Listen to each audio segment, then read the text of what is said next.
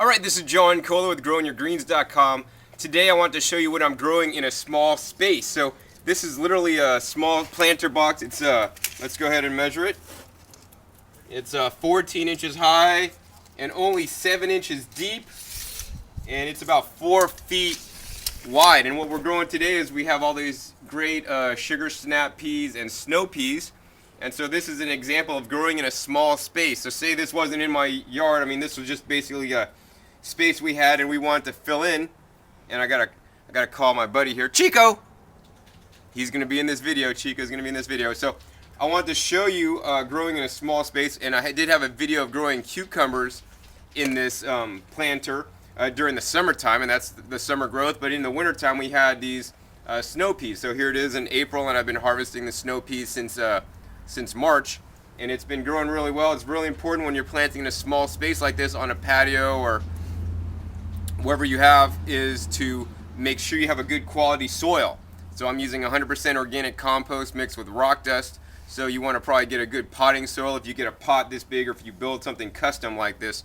But yeah, you could no problem, grow big snow peas or cucumbers and other things. Some things don't like to be planted in tight spaces. So like, even though zucchini looks like a cucumber, they won't really work in here. They need to spread out a lot more than this space would offer. But cucumbers,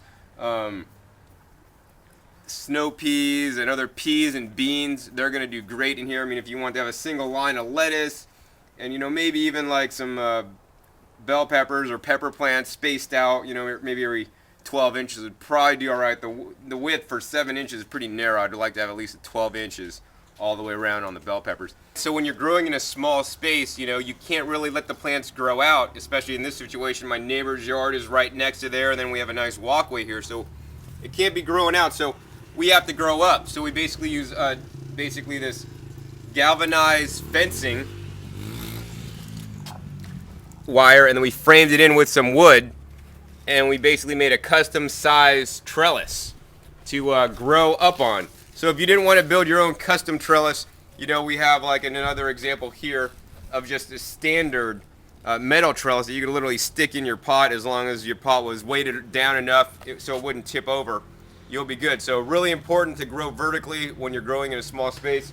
As you can see here, it's just growing fine in that small of a space, 7 inches wide, and I think we planted them about 6 inches apart, and they're as tall as these ones right next to it that have a whole bed to spread out. But all that extra soil is not really needed for certain plants. Now we're gonna go ahead and taste some snow peas today. They're really delicious.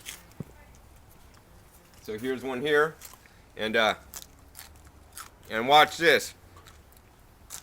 Chico, come.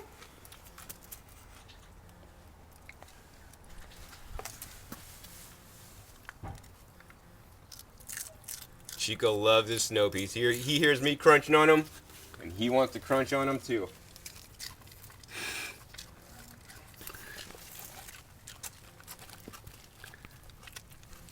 Chico. So let's talk about Chico. Chico's he's my foster dog right now. I don't own him, but I foster him for an organization named Noah's Bark. Here, Chico.